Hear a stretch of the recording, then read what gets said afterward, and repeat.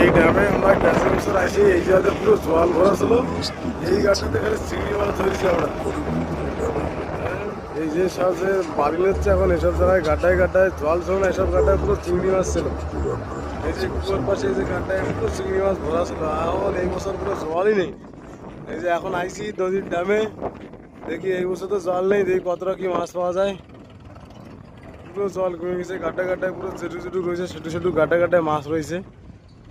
দেখা যাক কতদূর কি হয়। এখন যাইতে হবে হাঁটতে হাঁটতে আমাকে, ওই যে এই জায়গাটা যাতে মাছ হচ্ছে।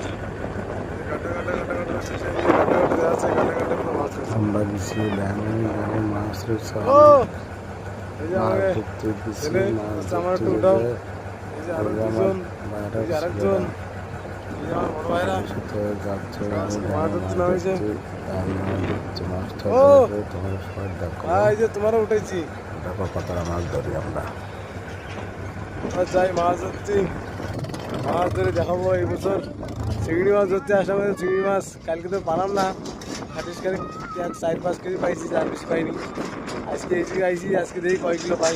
আগের বার তো 16 কিলো 18 কিলো করে এক একবার ধরে নিই, এবার দেখি কতটা কি পাই।